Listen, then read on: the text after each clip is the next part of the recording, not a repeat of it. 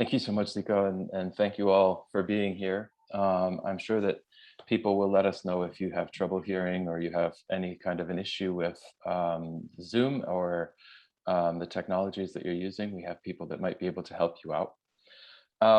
And for those of you who've been waiting in the waiting room, thank you for your patience as we work on some of the technological background issues that we would hope by this far into the pandemic we'd have advanced from. But one of the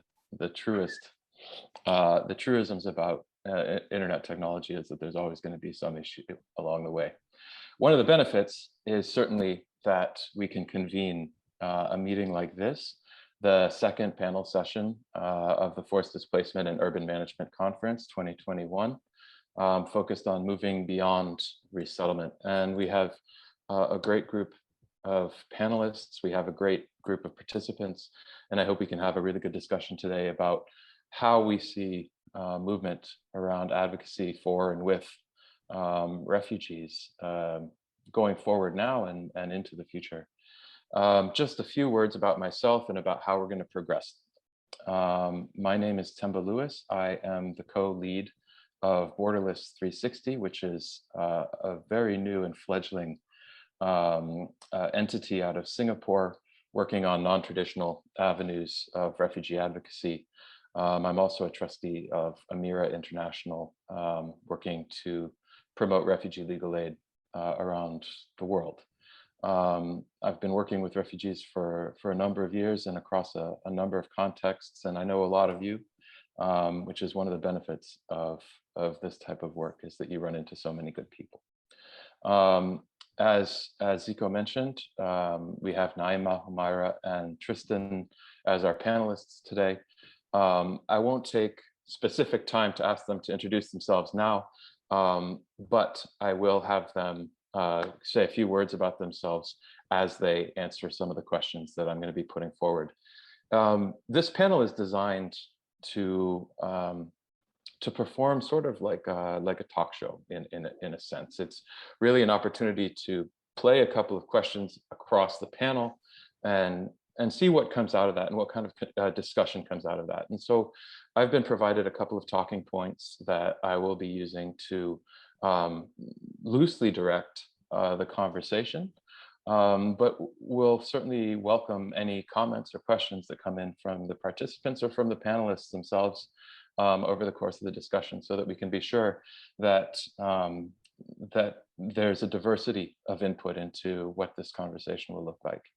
So without further ado, thank you all again. I'll start with talking point number one, which is addressing the elephant in the room, which is this situation of sustained, prolonged, intractable displacement that we see not only across Southeast Asia, but across much of the globe. And this elephant in the room is really the reason behind this, the discussion beyond resettlement. What are the options for people who do end up in these situations, rightsless, and oftentimes in the shadows, in hostile legal environments, and struggling for basic livelihoods? And what are the options that we have to move these situations forward in a positive way? For a number of reasons, and I'll just intro each of these talking points before I move to the panelists, but for a number of reasons, much more attention gets paid to the immediate response to refugee situations. The media, international politics, humanitarian relief, all of these converge around a refugee exodus. And we see it on the news and you read about it, but then these things fade. And you can look at situations like Rwanda, you could look at situations like Cote d'Ivoire, Somalia, Syria, and even Myanmar to an extent as examples of this. And new influxes tend to receive the bulk of humanitarian assistance, media attention, and international charity. But each of these new spotlights, as they come into focus, tend to draw that light away from other circumstances and other situations that make really effectively responding to refugee crises very difficult, because a response is not just to an initial influx of refugees, but to that whole process. You're dedicating yourself to a process of finding solutions to the situation that refugees are in. Of course, refugees themselves are the first responders and the last ones on the ground, as they will tell you, in all of these situations. So when that spotlight shifts, they do not. They stay in those circumstances and try to build what they can in terms of sustainable livelihoods and futures. So we have refugees and non-refugee participants on our panel today. And I'd really like to hear your thoughts about how these protracted refugee situations affect refugees that are experiencing them, and how the dynamic of refugees living without durable solutions over decades affects not only the enjoyment of fundamental rights, which it certainly does, but also the relationships with hosting countries and the opportunities for return and integration and resettlement. I'd like to start with Naima, if your connection is strong. Working in Malaysia with communities that have faced multiple generations of displacement and are forced to try to survive in an environment that lacks fundamental access to rights and any number of other livelihood supports. Can you comment on how the duration of life in exile affects the refugee community members that you work with? And maybe in your answer, you can give a little bit of an introduction to what you do as well.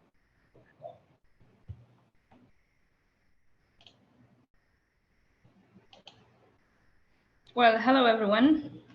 My name is Naima Ismail. I am a refugee women's rights activist from Somalia and currently lives in Malaysia as a refugee. I am a public health graduate and I'm challenging health inequities, including gender discrimination. I'm a founder and director of Somali Women's Association of Malaysia. I'm a healthy education trainer for the Somali refugee community and a focal point of refugee women and girls, key to the global compact of refugees. I've experienced in working with women on issues about health, trauma, and livelihoods, focusing on health literacy, access to healthcare, and providing training on leadership and on mental health awareness for the Somali women and girls. Well, to answer the question, refugees lack the basic legal means and necessities of life in Malaysia, such as opening bank account, driving cars, setting and managing their own businesses, getting a marriage certificates and such. Most of the refugees are dependent on donor support in Malaysia. There is a donor fatigue due to systemic support for refugees, and people of power are silent, not setting up any long-term solutions or policy plan that allows refugees assist themselves. And so recently, when donors are willing to assist, they ask, what's the long-term plan for these people? If we help a month or two, what will happen next? And I think nothing can be changed for any help given to refugees, as it can't be something that will last forever until the right to work is approved. I've seen some advocacy programs lately on economic empowerment to provide basic needs for refugees. However, I think that remains ineffective, as of when refugees try to create a small job or small businesses, for instance, the law doesn't allow them to write their names on their businesses. So they are in hiding, running any sort of business while living in the country of asylum. What's more, speaking of refugee stakeholders, the community leaders are the ones who are always handle the burden as a primary focal point for their communities, trying harder to solve any problems, seeking ways of intervening the urgent cases before they shout out for help or do any referrals. However, we are not given any opportunities or good recognition or even empowerment to our work. There is no direct contribution that refugee stakeholders receive to manage to support their own refugees' family who are suffering daily. Refugees are always micromanaged by NGOs or third-party contributions. So thriving is a country, in a country of the asylum is a way beyond the fact. An example of that, when a refugee leader submit a proposal or ask for funding to INGOs or international or UNHCR even, in order to support their members, UNHCR prioritizes and prefer funding the other NGOs instead of training those refugee leaders who are tirelessly working and knows what's happening on the ground. They are even if they are less experienced in the process of paperwork, managing the project, they never they don't give that priority to fund them. Later, the NGOs that's funded comes to us, and they can't work without us, of course. And we do the most part of the project managing, and yet they don't allow us to pay any wage throughout the project period, which is so exploiting. Thank you so much, Naima. I really appreciate your answer. And I think that you've said a few things. I mean, I had to stop and start writing a few things down because I thought that some of the things you said were really, really apt, particularly the statement you made regarding refugees hosting the burden of their own maintenance in exile and are not, while not being given any opportunities to advance. And the micromanagement that the refugee regime places on refugees. As well as the traditional structure within which we're all trying to function, which is one where the donors oftentimes will prioritize what they know rather than what's new and different and innovative, like capacity building for refugee-led organizations. Instead, there will often be established relationships which will get the priority. And these certainly grow over the time that a refugee population is in exile. And I'd like to turn to Tristan and ask, from the perspective of an academic, how you see and how you assess the impact of this dynamic of protraction over the long term and across contexts. Because you're working in Australia, but you've worked focusing on a lot of populations, and what you think needs to be done in order to ease or circumvent some of the challenges that refugee communities are facing. And if you don't mind saying just a few words about yourself as well. Thanks, Temba. Well, it's a pleasure to join this conversation today. So I'm joining from Sydney, Australia, from the unceded land of the Darug and Darawal peoples based here in Australia. And I'm a researcher at the Cowdell Centre for International Refugee Law at the University of New South Wales in Sydney, Australia, and I'm also a consultant with Act for Peace. And I guess being based outside of the Southeast Asia region, I think some of my commentary today will more reflect on some of the kind of international trends, which I'm sure will have relevance to the region as well. So I guess broadly, two of the impacts we see is, first of all, that one is the displacement experienced by refugees is rarely temporary. Governments often like to suggest that the presence of refugees on their territories is only a temporary phenomenon.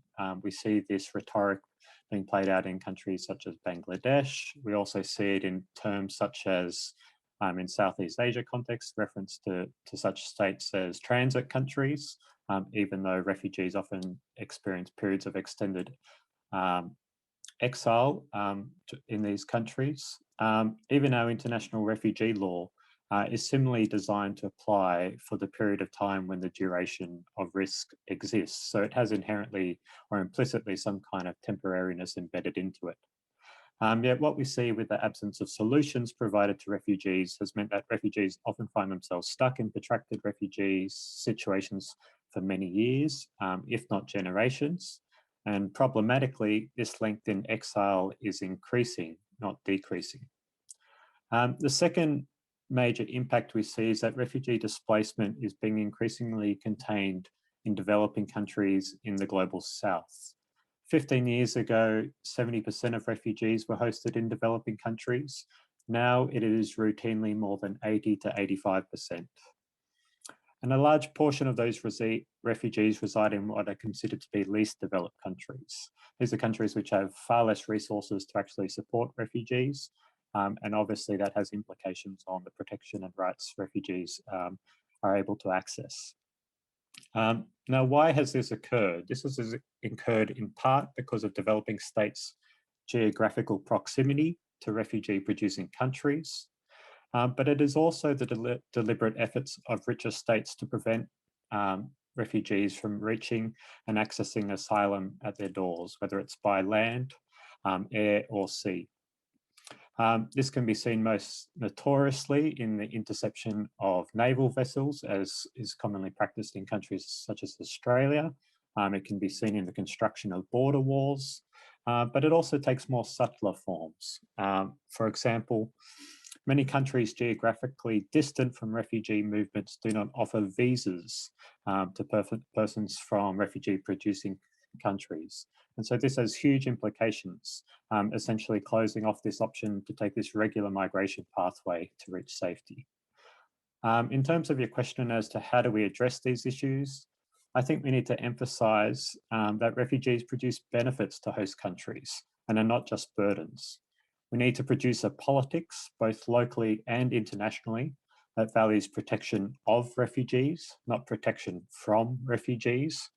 And although it is perhaps a long-term aspirational goal, we need to continue to build a more effective legal framework for responsibility sharing among states and other actors around the world. And this would include far more expansive integration of refugees in countries of asylum, as well as far more substantial increases to resettlement and other solutions. I'll leave it for there now. Thanks, Temba. Thank you so much, Tristan. I can appreciate the way that you've used language to distill some really massive concepts into very easy to understand ideas. I mean, the line about shifting the way we view protection in particular towards protecting refugees rather than being protected from refugees, for example. And certainly the idea of underscoring the benefit of refugee populations in a hosting country. It's something that's so often obscured in a larger discourse. So I can really appreciate the comments that you've made there in terms of moving forward. The challenges, of course, are oftentimes in the details, and I'm sure that we'll get into those as we continue with session. But I'd like to move now to Humaira. And Humaira, I'm really glad you've been able to join. I apologize for any connection challenges you had earlier in the evening, but one of the great pleasures of being a moderator is that you get to learn about organizations such as Jakarta Bersatu, the organization that you've been working with. And as I was researching the organization, I was taken aback by the fact that in Bahasa Indonesia, Bersatu means to unite people, and that the organization is working to unite refugee populations with the host community in Indonesia. And it's very rare to find an NGO or an organization or a refugee-led community-based organization that's working on that interface between refugees and hosting populations. You'll often find organizations that focus solely on refugees. So I'm impressed by this and admit that I know not as much as I would like to about it. So I hope that in your introduction, you can say a few words about Jakarta Bersatu. But I'm wondering if you can talk a little bit about the opportunities that you see in long-term displacement situations for refugees and host communities to share the effort towards mutual acceptance, and what the challenges are that you face. And I'm also wondering if there's anything that you think has been left out of the discussion thus far about some of these long-term refugee situations.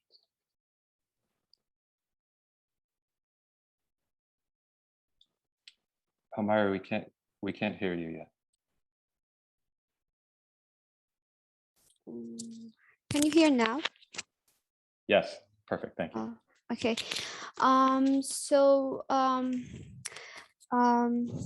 am Humaira from Afghanistan. I've been living in Indonesia since 2015 as a refugee. I am a former refugee educator, a refugee advocate, and also I am the project manager of Jakarta Bersatu project, which I, along with my some other refugee and non-refugee friends, co-founded on 2021.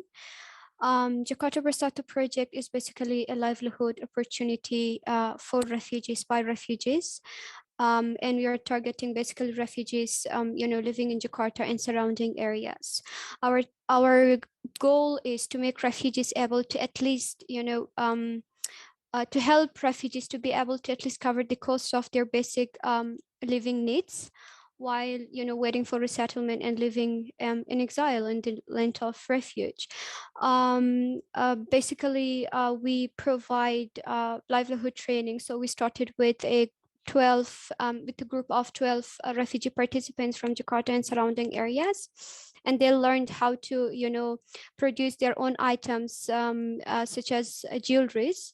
And then our aim is to facilitate the marketing of the products that is made by refugees, so that we can sell them in online or offline local markets. And in this way we can make we can help refugees to make a small income in Indonesia. And yeah, also beside the training classes, we also provide Bahasa Indonesia classes, for the reason that we really understand how this interaction between refugees and the local community is important.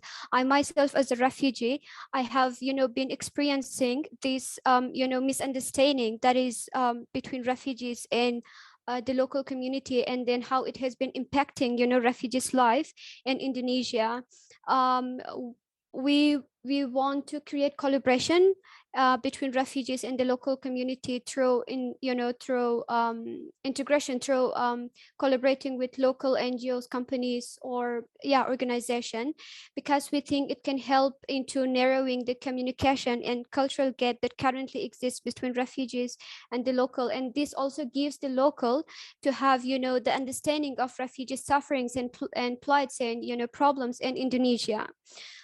In terms of the opportunities that the opportunities that is existing for a long term for refugees in Indonesia, and as well as the local community, I think we really need to start to stop thinking that refugees are a burden on the local community. Refugees are basically being labeled as poor, as illiterate, as burdensome, or as terrorist, which is unfairly wrong. Many refugees are highly skilled. They are talented, they are able, they have skills that they can offer to to the host country. And they can be a great asset to the host country if they are given this opportunity. For example, if I give an example of Jakarta Bersatu project, so some months ago we collaborated with a local company. So they offered our participants through one day of workshop to learn how to make soap, and in return our participants, they made soap for the local who do not have access to hygiene. So I think this is really great. This is amazing that we are not only receiving, but there is the opportunity for us where we can give back to the local community. Or we are also in the process of making partnership with the Liberty Society. They help Jakarta Bersatu project in terms of giving facilities such as access to space, to sewing machines and all the other equipments needed for making clothes. And in return, we help Liberty Society taking their orders and making their items for them. This is a great way of collaboration. And I think there are, if the opportunity is given, and if the refugees, the limitation and this restriction that they are facing right now, if that is kind of decreased and they are given the chance, refugees can be a great asset for the host community. One way, so myself, I think government of Indonesia really need to kind of lift up all the limitations that they have held for refugees in Indonesia, and they should give them the opportunity to participate and be a part of the local community. This is also, for example, possible through, if we see at the chances of internship. For example, refugees, they can be accepted into different companies, different NGOs, as an intern, someone who who are trying to learn something. So this way they are not only receiving, they are giving, they are working in return. Or also right now, I mean, not only inside Indonesia, but if we think internationally, with the arrival of COVID-19, right now that, you know, most of the things are being done online, I see this as a very potential chance for employment, because right now refugees, they do not need to travel, you know, outside of Indonesia to work for any company. Staying inside Indonesia, they can work for any company outside there. You know, this connection, this network has to be made, and we need to work on that, because technology has made it very possible. And even if we talk about education, about, you know, higher education, okay, the problem was there that refugees, they cannot travel outside of Indonesia to go to, you know, any university and study through scholarship, but that is possible today with online learning. You know, we have to give the refugees the opportunity. The universities, you know, they have to be more generous to give this scholarship to refugees, so that they can also be included in their online learning, and they can learn while they are staying in Indonesia as a refugee. So there are a lot of, you know, potential, there are a lot of chances. We just need to, you know, work on them, and we need to bring that, you know, right network, that group of people, you know, that right attention to these problems and the possible solution that is, you know, existing. Thank you so much, Myra. I really appreciate how comprehensive your response was, and I wanted to stop at certain points and say, yes, that's the type of thing we need to be doing. And the first point where I felt that was hearing about Jakarta Bersatu, and looking at the effort, and looking at the initiative that started the effort, and the numbers. And the numbers aren't huge, you know. It's looking at a few cases, but it's the conglomeration of efforts like that that creates the wave that pushes the movement for refugee advocacy that I see. And I think that efforts like yours in Jakarta are precedent setting. They present examples for other parts of the globe, and that network that you're talking about building, absolutely essential in my view to advance these kinds of ideas and hear about projects like yours and like Naima's in places like Indonesia and Malaysia. So thank you so much for that. I just want to remind everybody that there will be a question and answer session at the end. So if you do have questions for any of the panelists, please, you know, feel free to drop them into the chat box, and we can make sure that they're attended to. But in the interest of time, I'm going to try and move a little bit more quickly. We did get a bit of a late start, and move on to our second talking point, which is discussion of the challenges that are faced in Southeast Asia, particularly, or globally, as the case may be, in terms of how to advance protection for refugees, effective, real protection for refugees. It doesn't just mean protection from refoulement, being sent back, but actual real substantive protection, including the basic fundamental rights that refugees are meant to be afforded. And as people on the call, many of you will already know, the international refugee regime has a really long history, but it's tied to Europe. And it's in this very specific geography and context of World War II, out of which the Refugee Convention was born. And this convention is really quite an incredible document in the breadth of rights that it provides. The problem is in the implementation. Where do those, you know, what countries have obliged themselves to these, to uphold these rights? And for those that have not, are refugees effectively rightsless? So I would like to ask a little bit about the situation facing refugees in Southeast Asia, where the majority of the region has not obliged itself to the Refugee Convention and the provision of rights that it elaborates. And I'd like to start with Tristan as the legal scholar and researcher on refugee issues. If you could tell us a little bit about what the lack of a legal framework means in a practical, sort of everyday sense for refugees, and what you see as the best option for refugees living in this kind of an environment. Thanks, Temba. So yes, the 1951 Convention relating to the status of refugees is an international treaty that establishes the definition of a refugee and articulates a number of rights for persons who meet that definition.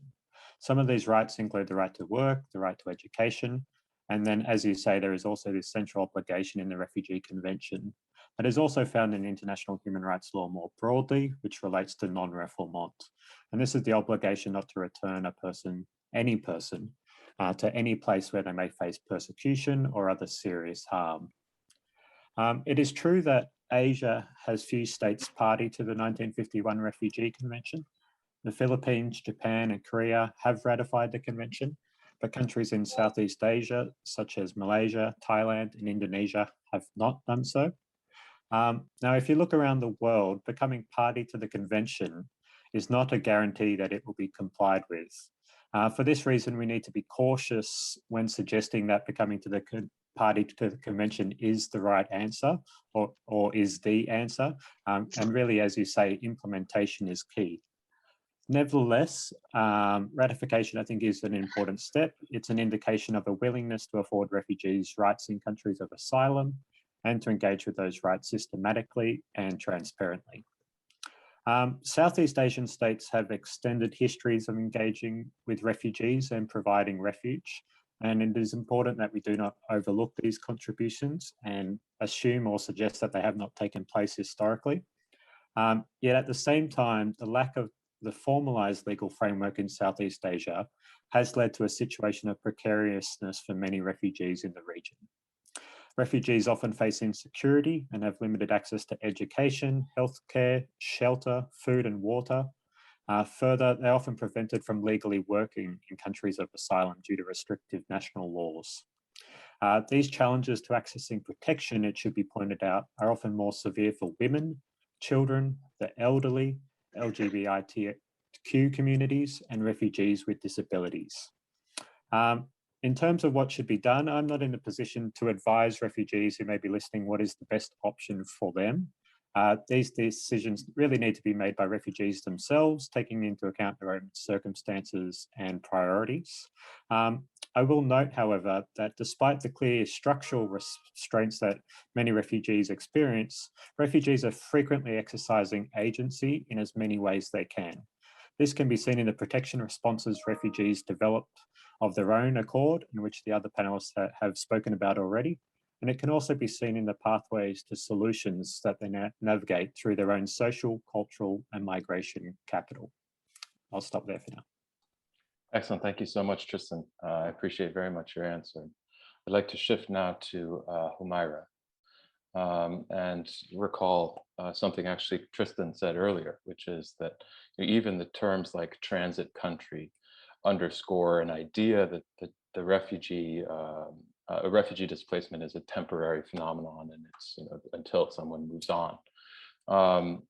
That framing dismisses the fact that many refugees that have made Indonesia their home for decades, and nonetheless there have been a few advances in Indonesia. We can talk a little bit about the presidential regulation on the handling of foreign refugees, which is the first documentation to come out of that high level that recognizes the existence of refugees in Indonesia effectively. Implementation of protection, debatable in terms of how that's advancing things, but at least there is a recognition of refugees coming from the president's office.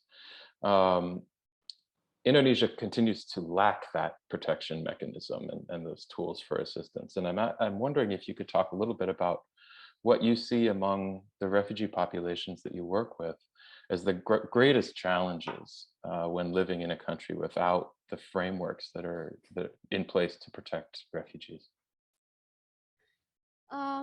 Okay. So Thimba, the greatest challenge for refugees for now is, I think, the lack of resettlement. We know that there are thousands of refugees around the world. On only 1% of these refugees, they get the chance to get resettled, and the rest they do not. And this leads refugees to living in uncertainty for a very long time in the in exile in the transit country. For refugees in Indonesia too, the greatest challenges of refugees have been living in uncertainty for a very long time. We have refugees who who are stuck in Indonesia, and they have been living here since 2010, even 2011. They've been living here for more than 10 years, and that also without having access to their most fundamental human rights, such as the right to work or the right to study. It is very, very challenging for refugees to survive living in a country where you do not have your basic human rights. You cannot work. If you do not work, how do you feed yourself? How do you fulfill your basic needs? And this living in uncertainty has it has impacted refugees' mental health, and it has created health problems. Refugees, they are living in depression. They are they have anxiety.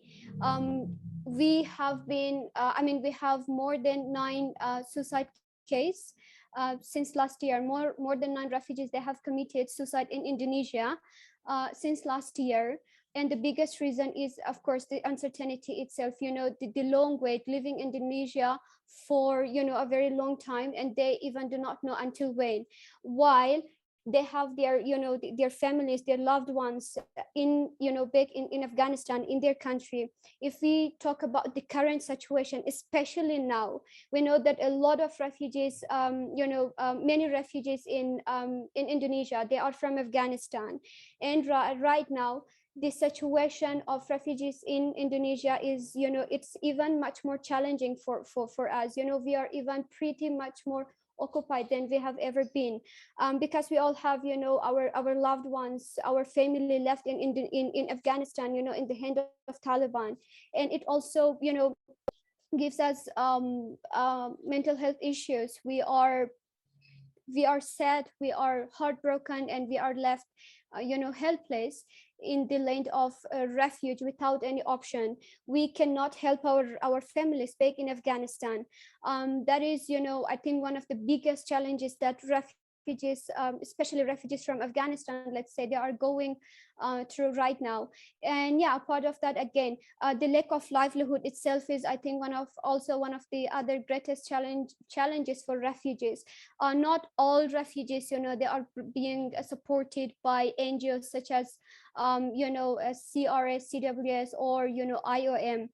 There are just a few number of refugees who are being supported, and then we have other refugees who are living independently, and then they do not have access to any livelihood. So again, it's a very big challenge for them, and then it creates and causes other challenges, such as, again, mental health issues. And of course, another thing is also the lack of having access to higher education. So refugees, we ourselves, we took the lead and the initiative. We built these learning centers for our kids, but it only provides basic education to kids. But people like myself, who we are in our productive age, we do not have access to higher education. And some of the refugees, they are doing this GED program to just have their high school certificate, and after the graduation, again, they are left without any option, because they do have their high school certificate, but again, the chance of continuing and for higher education is lacking there. These are one of the greatest challenges that refugees in Indonesia, they are right now going through.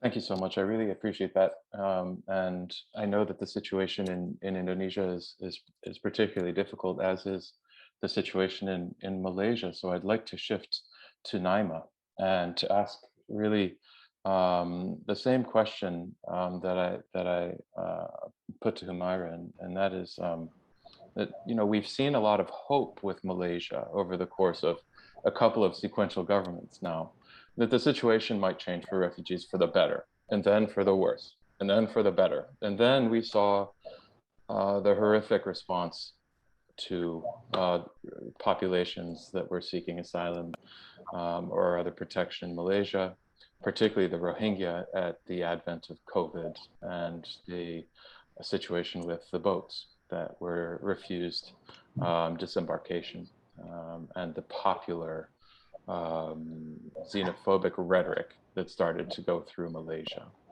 And I'm wondering if you could talk a little bit about, looking at the fact that we have a long way to go, and sequential governments can really shift the dynamic of a country.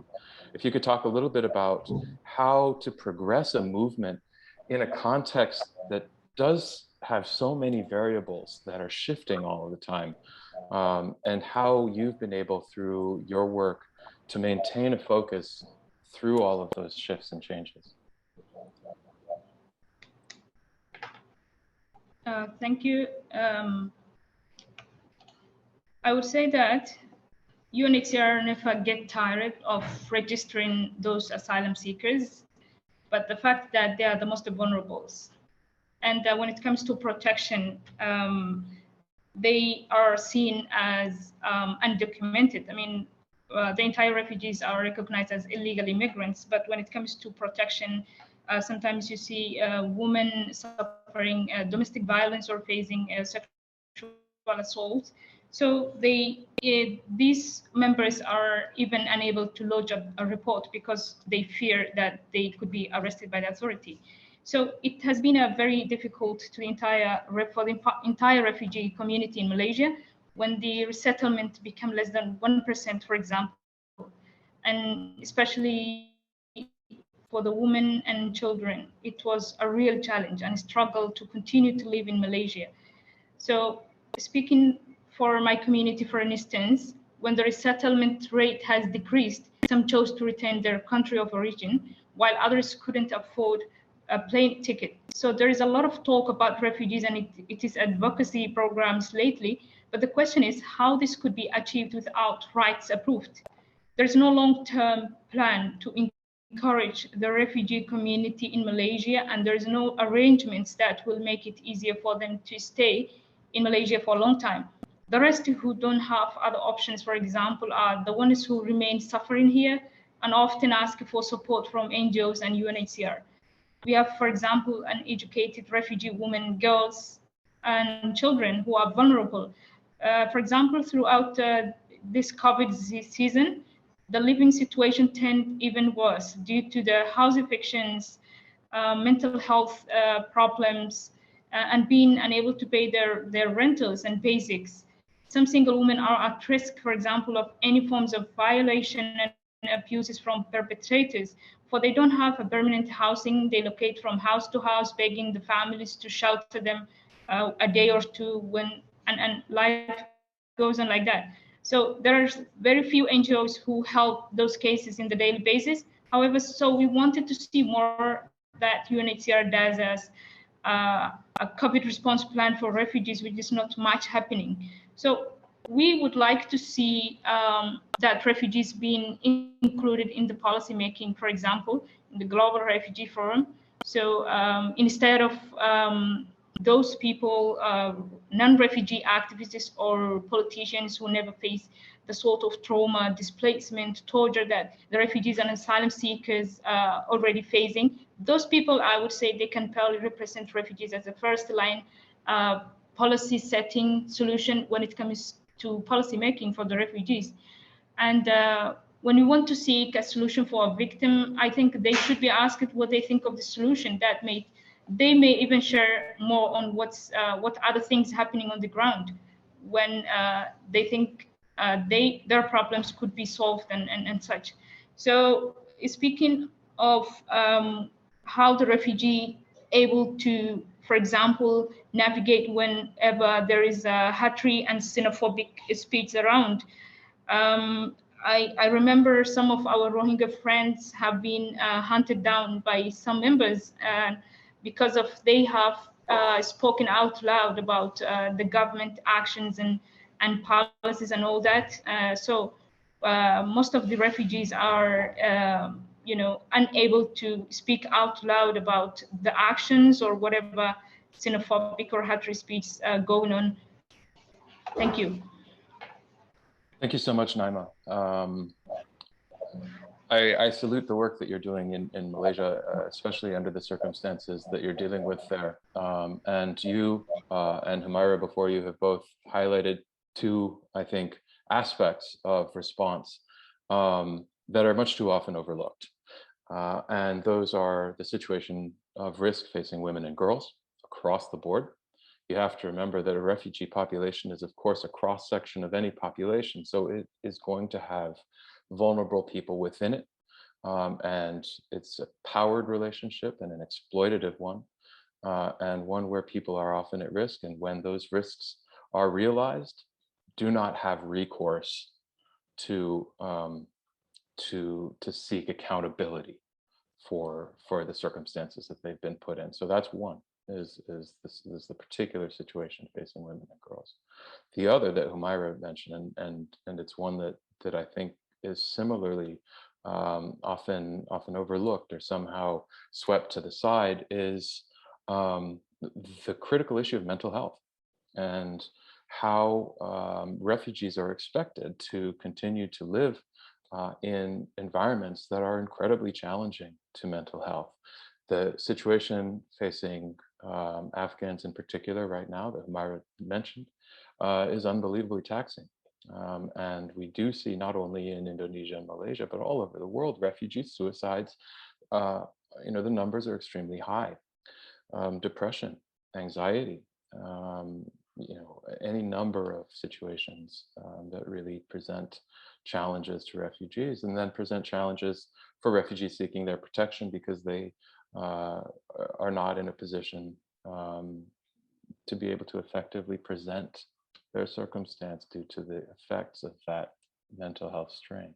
So those are two things, and you're both advocating in different ways, Naima and Myra, about these some of the different issues that you've seen and some of the specific challenges to population. So to move to talking point number 3, I want to move us a little bit into how refugees can influence policy. As noted, without rights, refugees are effectively invisible actors in a legal sense, without recognition. So basically,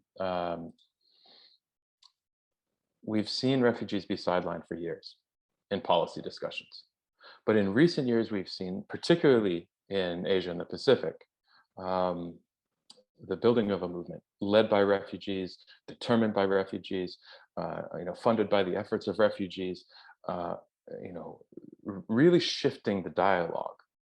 And it's not tokenistic. It's very much a movement that says we, in solidarity as refugees around the globe, or as refugees in this region, want to see change. Nothing about us without us, the famous slogan coming out of the refugee advocacy movement. And we want to see it with us in the room, as decision makers, as idea generators. And that goes to your point about asking people who've been, Naima, it goes to your point about asking people who've been through the circumstances what they think of the solutions that are being provided to them. So I want to talk a little bit about refugee-based and refugee-led advocacy. I come from a position of working in NGOs and working in organizations that traditionally have been guilty of sidelining refugees.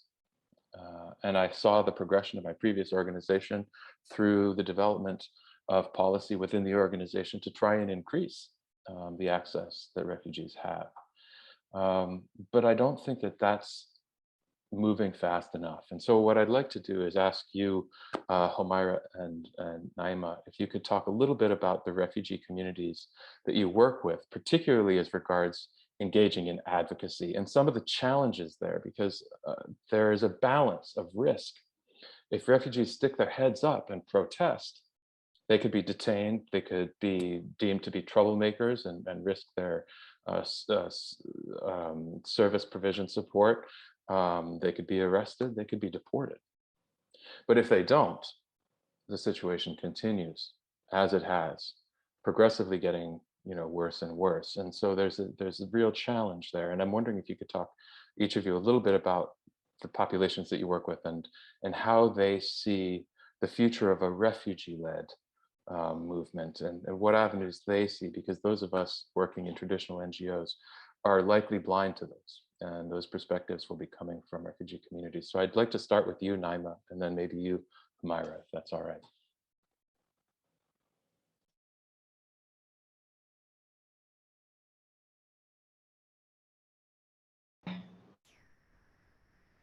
Thank you, Themba. Yeah, first of all, I think refugee leaders need the refugee-led organizations. They need to be recognized. That international community should recognize refugee-led organizations,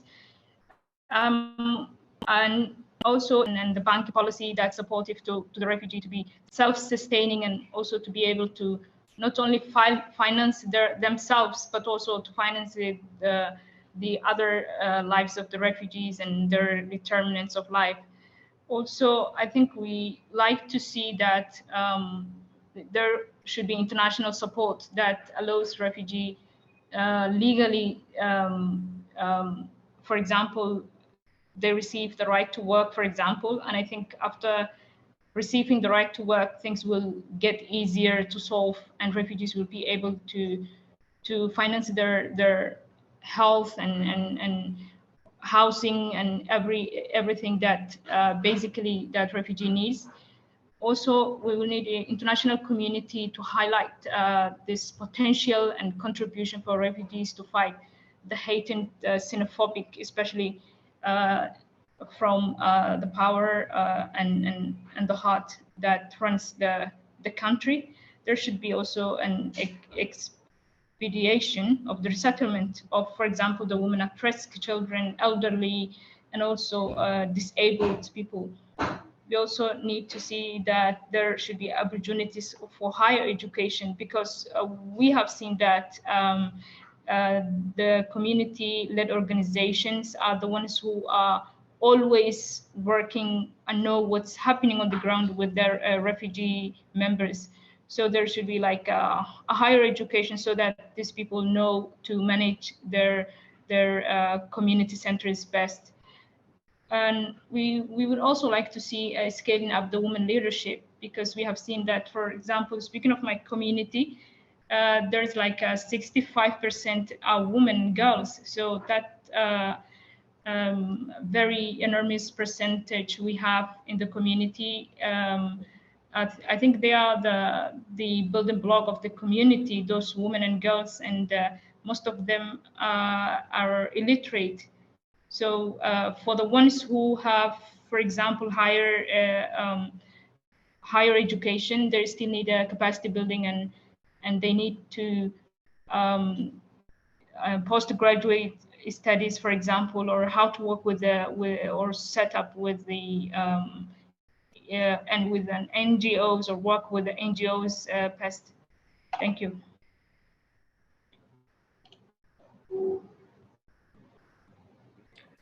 Thanks so much, Naima. I appreciate that. And I'm wondering, Humaira, if you have anything to add from your experience, particularly around how refugee populations and refugee leaders can really be informing the movement for a much more inclusive refugee process. Thimba, first, when we talk about refugee, refugee advocacy inside Indonesia for refugees, it has been always, very challenging. For instance, if we talk about, some of the protests that these refugees, they have formed, in front of UNHCR office for their right. For example, one of the protests that refugees did, it was on 24th of August. Refugees, they face challenges in terms of being accepted, and in terms of they face problems from the officials. Refugees, they have been arrested, they have been detained because they have been protesting, and they have been released back. And when the people, they say that these refugees, they say that we have problems inside Indonesia that we need to issue, and the kind of responses that they have, they hear from the official is that if you're not happy in Indonesia, why don't you go back to your country? This is the kind of response, people they hear. And even if they raise their voice, if they gather for a protest, they are being detained. And then, the officials, they ask the people to go away, and even they, sometimes they get violent. We have, we have witnesses, we have the evidence. It's never easy. And the other thing, when we talk about the advocacy that is formed or that is led by refugees, I really think that refugee leadership itself, it needs to be supported. And I think that refugees' participation in the global refugee regime should be considered. We really need to bring refugees in front desk, and along with the other strong voices, they need to raise their voice for and make decision for themselves. And we need to recognize this, and we need to give more focus to that. And I think this way it would be more safer than just gathering and going in front of UNHCR and asking for your right, because then you have to face the law and you have to face the official. And one another problem right now that is going inside the refugee community itself is that the fear that people they have inside them of how doing advocacy can raise the chances of resettlement for them. For example, refugees right now, they are pretty much scared of even having access to some of the facilities. They have been even negotiating about the learning centers and the sports and all the other facilities that we have inside Indonesia for them. The refugees think that this might cause the lack of resettlement for them, and this might cause UNHCR to shift their focus from refugees inside Indonesia, and they should prioritize other refugees outside Indonesia. I think that's one of the biggest challenge that right now it's going on, because refugees, they of course they do want to do the advocacy for their rights, but they are very, very scared that how this will impact their life, and especially the resettlement process for them. Yeah. Thank you so much. I think that these are really critical perspectives, and I'd like to turn it now to Tristan. And Tristan, I know you through work around refugee participation and the efforts that you've put in the past through affiliations with Act for Peace or with Asia Pacific Refugee Rights Network or with others to discuss things like the Global Refugee Forum and how to advance advocacy through those larger policy structures, global policy structures. And so I'm wondering if you could, for the benefit of the people who are on the call, just talk a little bit about where we are now in terms of the we being the non-refugee advocacy contingent, where we are now and where we came from and where we need to be as non-refugees. To ensure that refugee participation is real, it's substantial, it's substantive, it's informed, and it's effective. And if you have insights from the work that you've been doing on what has and has not worked in that regard, as pertains to NGOs and policymakers for providing that space for refugees to fill. Thanks, Temba. Yes, this is a topic that's close to my heart, and I'll try and answer those questions as quickly as possible while there are a lot of them.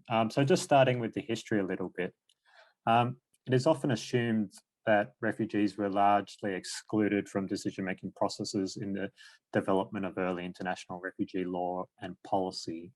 However, this is not really and entirely the case. For example, the idea of creating a binding international treaty with respect to refugees was first proposed by refugee Jacques Rubenstein in 1927 on behalf of what you would now consider to be a refugee-led organisation. The first High Commissioner of UNHCR had lived experience of displacement, something that hasn't been repeated since with any other subsequent High Commissioners of UNHCR. We also saw several staff members with inside UNHCR in the 1950s having lived experience of displacement. Now, since this early history, the refugees have largely been excluded from decision-making processes that affect them. And I think there's a transition away from this in that period of growth of the humanitarian regime, as well as the movement of refugees away from Europe to other parts of the world. And so by governments, donors and humanitarians alike, refugees have been seen as helpless, passive victims, rather than actors of change in their own right.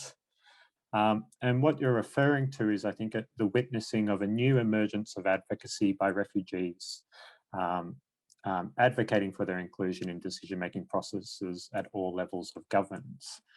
This has already had some impact. It has led to the formation of new regional and international refugee-led networks, such as the Global Refugee-led Network. And it has also led to the acknowledgement in international law that refugees should be included in decision-making responses that affect them, particularly in the United Nations Global Compact on Refugees, which states committed to in 2018. This work, however, I think I'll speak optimistically, is still in transition, but we see systemic failures to ensure participation in practice. In particular, when we get down to the nitty-gritty of different decision-making areas, such as law and policy making, deliberations on durable solutions, and program and service delivery on the ground, we still see refugees often excluded from these decision-making processes.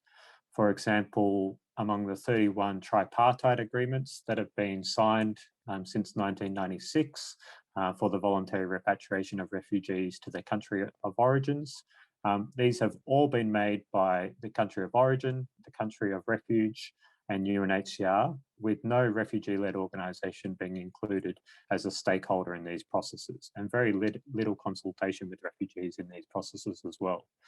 Similarly, in resettlement, both at an individual level and at a group level, we see widespread exclusion of refugees in these processes. Refugees can often attest to that they rarely know when they're being considered for resettlement at an individual level. If they are considered for resettlement, they then rarely have a say in where they'll be resettled.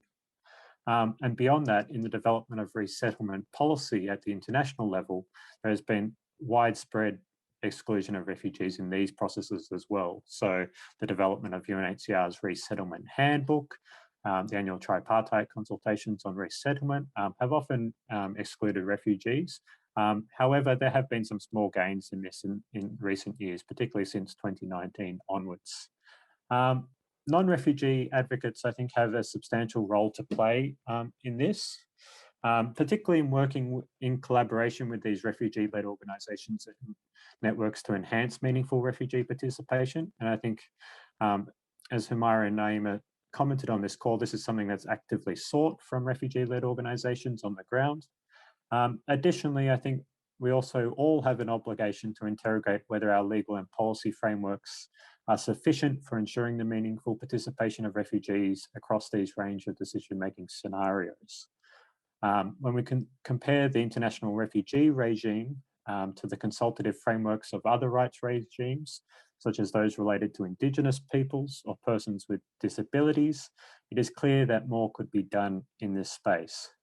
And finally, I think we all need, the non-refugee advocates also need to keep in check our own privileges and biases and reflect on them constantly.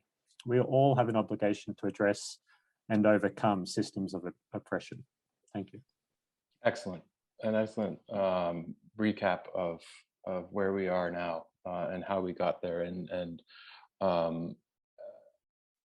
something I find very, very interesting about that response is that it does situate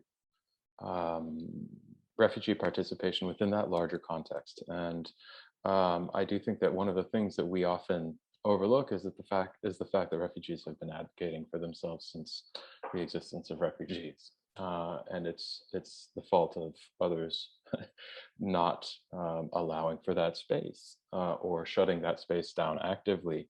That has so often led towards such exclusive circumstances for refugees, and the understanding that a lot of these ideas were coming out, at least in the formation of refugee law, from refugees themselves or efforts by refugee-led organizations, although they weren't termed that at the time.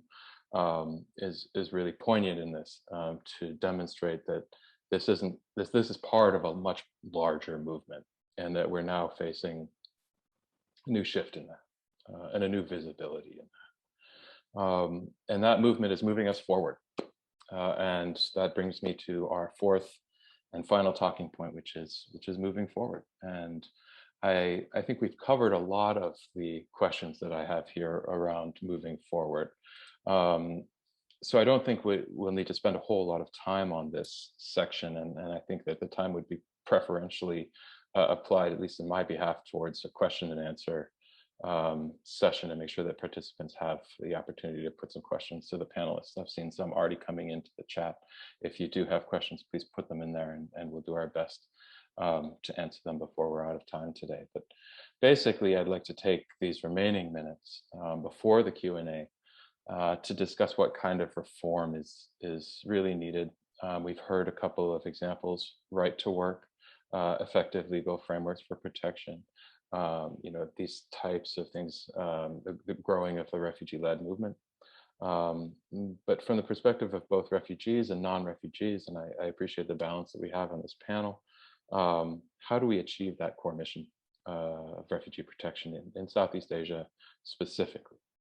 And I'd like to hear first from Naima and Humaira, just one or two sentences of what needs to happen now regarding the context that you're in, and then from Tristan, again, just one or two sentences of what you would like to see, what you think would be a real shift in the coming years in refugee protection in the coming in the region.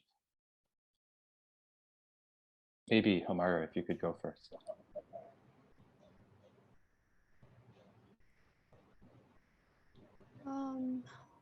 Okay.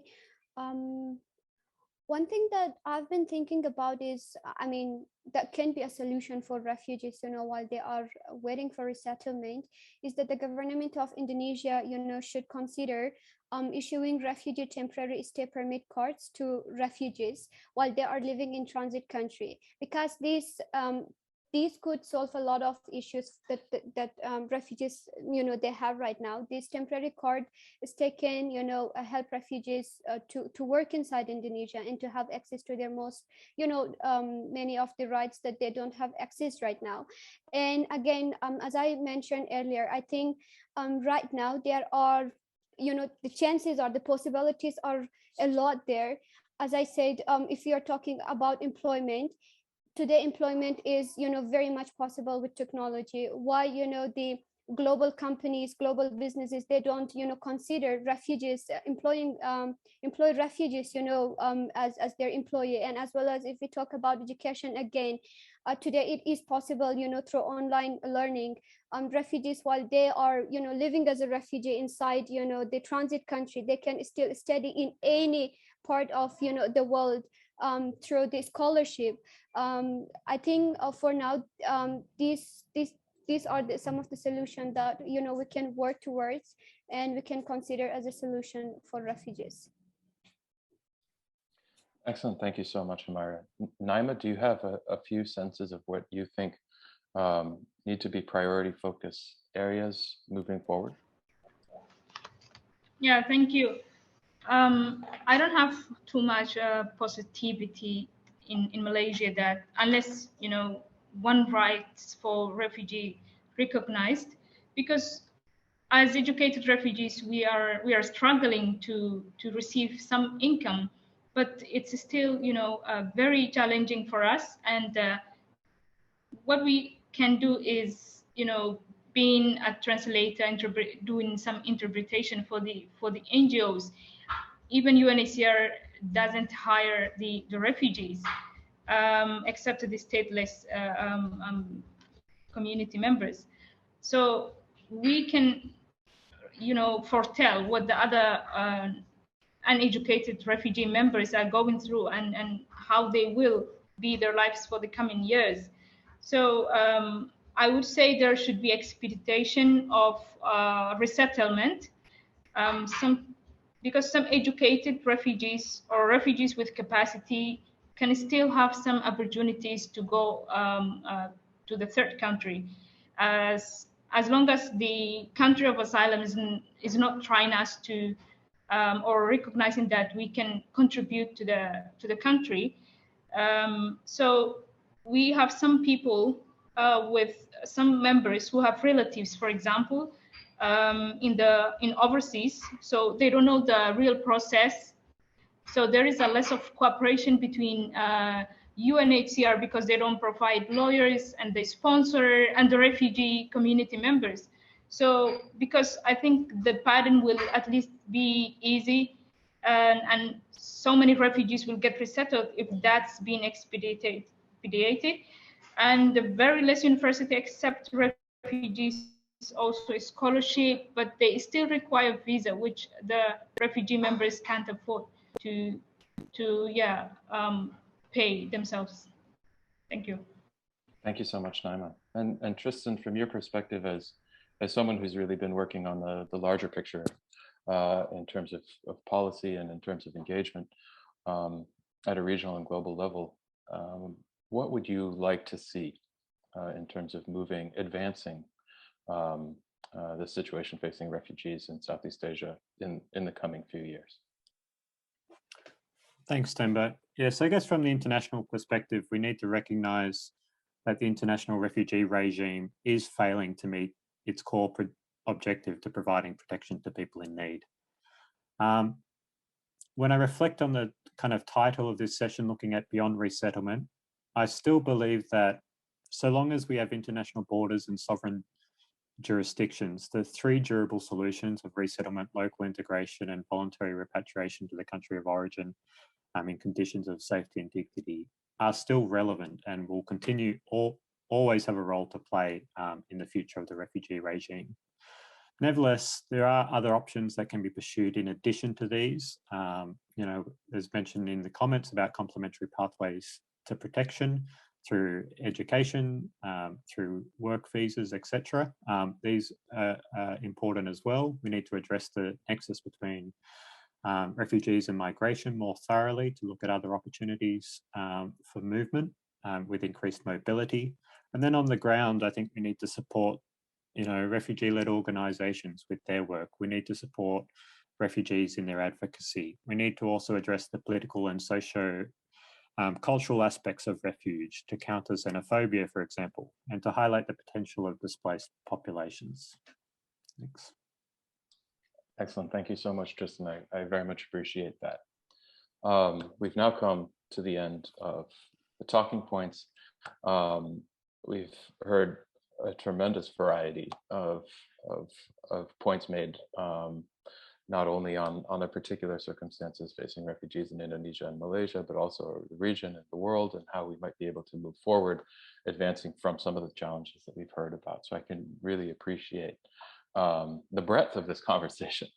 But I also appreciate, how a lot of these challenges are challenges we've heard before.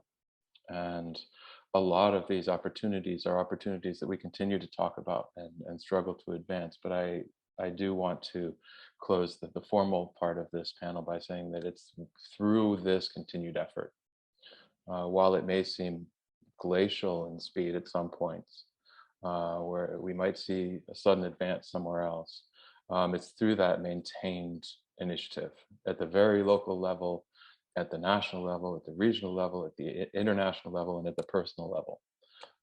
So I really appreciate the three of you for joining this panel. And I appreciate, of course, the hosts of the conference for inviting me to be a part of this. We have not a whole lot of time, but we are hoping to extend, if people are willing to stay, for another 10 or 15 minutes. And I'd like to make sure that we have at least 3 questions answered, one for each of the panelists. So we're certainly willing to keep taking questions, and panelists, please do take a look at the chat. If there's a question to you in there, feel free to answer it there, just in the circumstance that we don't have enough time to answer it verbally. But the first one I'd like to direct to Humaira. It's the first question that came in. And it says, Sister Humaira, based on your experience with Jakarta Bersatu, how do you navigate the uncertainty regarding right to work, and what kind of challenge do you face due to the situation, the legal situation around rights to work.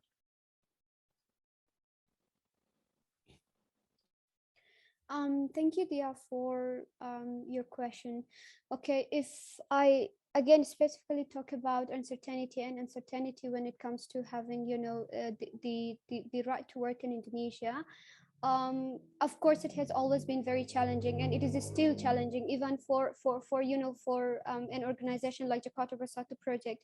We have to be really careful with what we are doing, so that we do not, you know, risk the, you know, violate the laws of Indonesia, or we do not put our participants in any risk. We have been trying, you know, for I think more than 6 months, trying to just, you know, register Jakarta Bersatu Project officially inside Indonesia, and that has been very challenging. We are still on hold and still trying to explore, you know, the possibilities. You know, refugees who inside Indonesia who are trying to have, you know, kind of independent business, they have been, you know, detained. They have been caught by the immigration, and they have put into the into prison, into jail, because of doing business inside Indonesia. Those are, you know, the kind of risk that we are facing.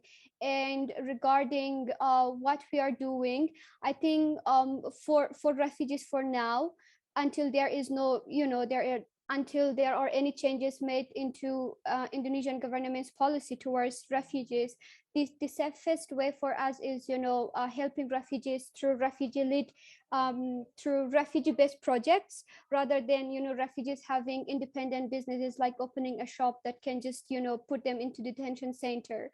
So we know that we right now, for example, we cannot support refugees as official, you know, businessmen or official people who has their own business, but we are trying to find the safe, you know, safe way for them, where they can practice their skills, and then using their ability and skill, they can, you know, earn an income. And we are making that, you know, possible through, of course, again, our collaboration with, you know, local companies, local NGOs, and organization. Being partner with local organization for now, I think, is one of, you know, the safest ways for now for refugees to work on livelihood, and to kind of be an answer to, you know, uncertainty of, you know, having access to livelihood and being able to have an income right now. Yeah, thank you. Thank you so much. I really appreciate that. And I just want to quickly note that I've had a message that Naima has had to leave the session for other meetings. So I'm saddened that we can't get to some of the questions that are directed to Naima, but I'm sure that we'll be able to follow up if people have very specifics that they'd like to know about the work that she's doing, the organization that she's a part of, context within which she does that work. So I guess in that case, I'll move on to Tristan and a question that's come in for you, Tristan, from Jean. To Tristan Hartley. In the context of building an inclusive society or governance, what type of activities or potential ways to have refugees involved in the decision-making process, particularly on the decisions that have a direct impact on them? What avenues do you see is how I read this question? What are the potential ways to get those refugees involved in those rooms, being part of those decisions? Thanks, Temba. So I guess this is a question that needs to be addressed holistically. And one of the ways that I think we should do that is by considering all the decision-making areas where refugees should have a say in the decision-making processes. And I would argue that they are all decisions which materially impact upon the human rights of refugees. Now, in terms of types, that could take a variety of forms. It would include law and policy making at the international, the national, the local level. It would include participation in durable solutions, but also in other relocation decisions. That's where decisions where refugees are transferred from one jurisdiction to another, They often occur on a less than durable basis. For example, when refugees are moved from, say, Australia to other countries for offshore processing, this is also occurring in Europe. And a third area of decision making that I think is really important is the participation of refugees in program and service delivery on the ground. And that could be a whole range of activities, whether it's relating to health, education, economic opportunities and entrepreneurial activities. In terms of supporting refugees to be able to participate, that once again needs to take a variety of forms. We need to obviously dedicate funds to the task and recognise that just asking refugees to voluntarily do so is ethically problematic, but also it's unlikely to lead to the outcomes that the regime needs to see. Often one of the barriers to participation that refugees experience is they'll receive criticisms that their participation is not representative enough. Even though, for example, I may not be, questioned as to kind of, from whose perspective I'm speaking on, in the various fora that I may speak in. But it is a criticism that is often labelled against refugees and refugee-led organisations quite problematically. And I'd say it's particularly problematic because external stakeholders rarely support the enabling of representative bodies within refugee communities. There's a general blanket, dismissal or a lack of willingness to support the political agency of refugees. You see in international instruments a willingness to some extent to support the economic potential of refugees, which is often framed within ideas of self-reliance. But when it comes to the political agencies of refugees, that's often cast aside or overlooked or just not discussed at all. So even in the Refugee Convention, there is very little that mentions the political rights of refugees. Even when we look at solutions, resettlement is seen as a great solution, but when you look at the way it's defined by UNHCR, it leads to an outcome of permanent residence, but not necessarily citizenship in all examples. And yet citizenship is really the only way to restore the political rights of refugees in third countries. So there's numerous barriers there that we need to address holistically. Thank you so much for that. You've touched on citizenship there at the end, and the idea of advancing enjoyment of those fundamental human rights holistically, shifting from refugee-specific rights to fundamental human rights. There's a discussion that you've referenced, Tristan, in the chat about how to advance refugees. I'll omit the word protection because I think that there's some challenges in this. Through alternate means, complementary pathways, humanitarian visas, in the absence of opportunities for resettlement, and in the absence, sometimes willful, policy-based resistance to allowing for integration. And of course, given the situation that a lot of refugees face with a maintained risk, keeping the idea of repatriation from becoming a realistic option. What can civil society, NGOs and individuals do to push forward some of these alternate paths? And what do you see, Tristan, as some of the potential problematics of those paths? And Humaira, if you have anything to add, of course, feel free to jump in as well.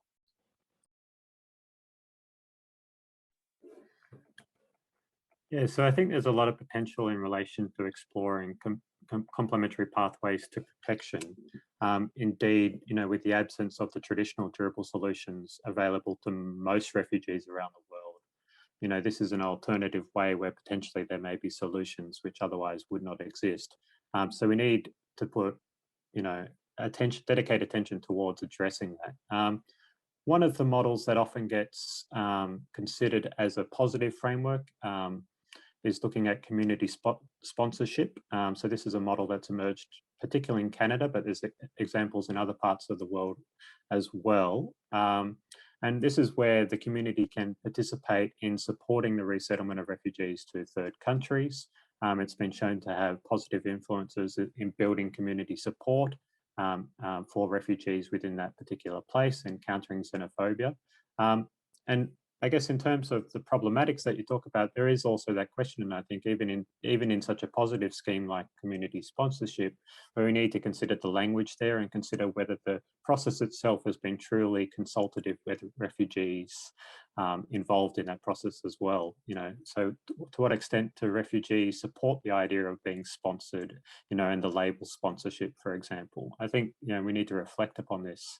But yes, broadly, I think we need to consider complementary pathways, but we also need to take stock that they should not necessarily replace the traditional durable solutions. You know, states have a fundamental obligation to support refugees seeking asylum in their countries